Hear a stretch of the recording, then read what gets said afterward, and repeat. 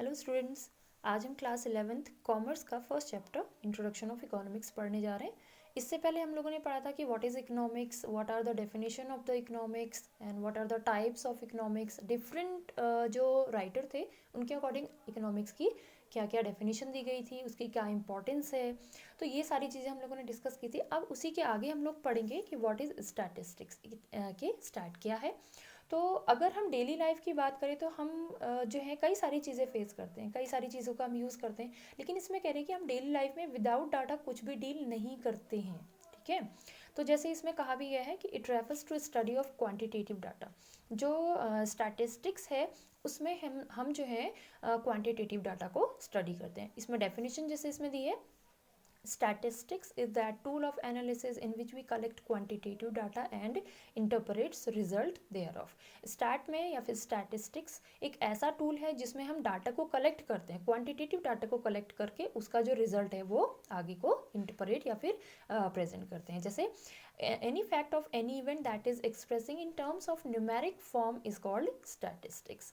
in other way और in other words statistics is a game of data. जो stat है, जो statistics है वो क्या है, डाटा का गेम है। मतलब हम जो है एक तरह से डाटा को ही उसमें स्टडी करते हैं मेनली।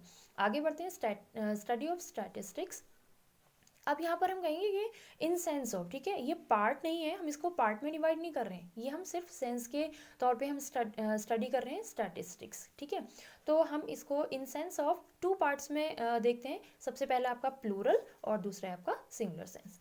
प्लूरल सेंस की बात करें, in this study always in group. Plural जैसे नाम से क्लियर हो रहा है कि ये प्लूरल है, इसमें बहुत सारे लोग हो सकते हैं या बहुत सारे डाटास हो सकते हैं, तो ये हमेशा ग्रुप में स्टडी किया जाता है। और दूसरी इसमें है न्यूमेरिकली फैक्ट सिस्टमेटिकली कलेक्टेड।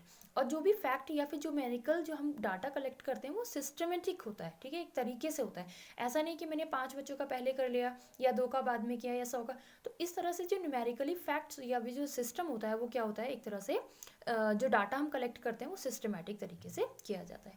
अब बात करते हैं सिंगुलर सेंस की। It refers to statical method. इसमें जो डाटा होता है, ये जो तरीका होता है वो आपका स्टैटिकल होता है। जैसे इसमें आपको एक शॉर्ट फॉर्म है कोपाई, ठीक है, COPAI। तो ये आपका जो C for collection, O for organize, P for presentation, A for analysis, I for interpretation. तो ये जो आपका कोपाई है ये आपका पूरा का पूरा सिलेबस है। मतलब इसी के अंदर हम पूरे स्टैट को डिस्कस करते हैं, या इसी को एक तरह से ये शॉर्ट फॉर्म है। तो इसी अंदर हम जितना भी हमारा जो स्टैट के जो चैप्टर हैं उसको हम पढ़ेंगे। अब बात करते हैं फीचर्स ऑफ स्टैटिस्टिक्स की। ये कह रहे हैं कि यहाँ पर जो स्टैटिस्टिक्स है वो एग्रीगेट ऑफ फैक्ट्स, मतलब जो स्टैट है वो एक तरह से इसको जो है स्टैटिक्स से इंडिविजुअली नहीं होता है, ठीक है, ये हमेशा ग्रुप में स्टडी किया जाता है। और सेकंड आपका न्यूमेरिकल एक्सप्रेस्ड, ये हमेशा डाटा नंबर में होता है, ये किसी के फीचर्स को नहीं बताता है, ये एक जो डाटा है वो न्यूमेरिकल फॉर्म में होता है। और थर्ड आपका प्री डिटरमाइंड पर्पस।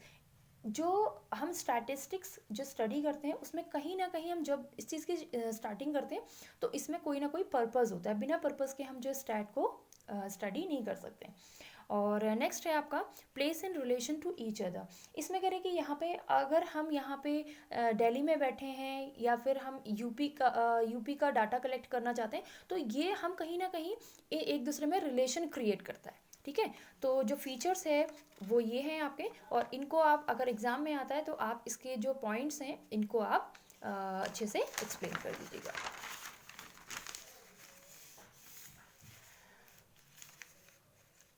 अब आते हैं फंक्शंस की तरफ। फंक्शंस ऑफ स्टैटिस्टिक्स, इसमें कह रहे हैं कि सिंप्लीफाई टू कॉम्प्लेक्स। सबसे पहले तो बात आती है कि जो स्टैट है वो नाम से ही थोड़ा सा जो है बच्चे डर जाते हैं कि स्टैटिक्स है, न्यूमेरिकल है, पता नहीं क्या होगा। तो ये सबसे पहले सिंप्लीफाई टू कॉम्प्लेक्स, ये जटिलता को या कठिनाई को दूर करता है।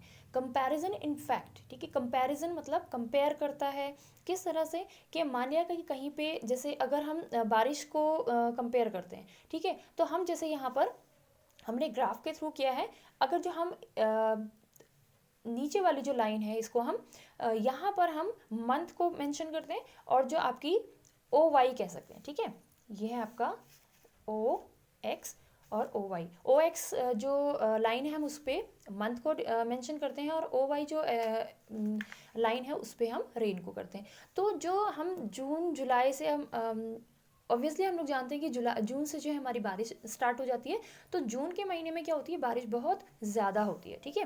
तो इसीलिए आप ग्राफ के थ्रू भी देख रहे हैं कि जून का जो मंथ है यहाँ पर जो बारिश है वो बहुत ज़्यादा हो रही है। तो इस तरह से हम कंपेयर भी कर सकते हैं कि अदर मंथ के अकॉर्डिंग जून में कितनी ज़्यादा बारिश हुई है, जुलाई में कितनी हुई है, मई के महीने में कितनी कम बारिश हुई। हेल्प इन प्लानिंग और फॉर्मुलेशन, और ये जो जो भी प्लानिंग है, जैसे कि गवर्नमेंट के पास क्या होता है कि एक रिकॉर्ड होता है कि इस महीने में क्या होता है कि यहाँ पर जो प्रोडक्शन है वो कितना किया जाए, या जो कोई भी पर्टिकुलर जो स्टेट है या फिर जो जगह है वहाँ पर कितना प्रोडक्शन किया जाए, वो हम लोग जो है एवरेज के तौर पे हम लोग काम करते हैं।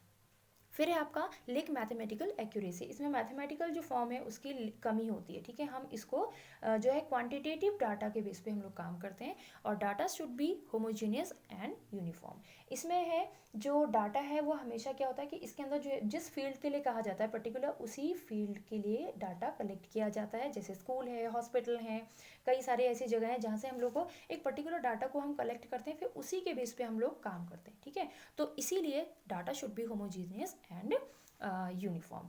और मिस यूज़ भी इसके क्या है पॉसिबल है, क्योंकि क्या होता है कि हम लोग सिर्फ डाटा बेस्ड जो है स्टडी करते हैं, तो कभी कभी क्या होता है कि हमारे पास सिर्फ लिमिटेड डाटा होता है।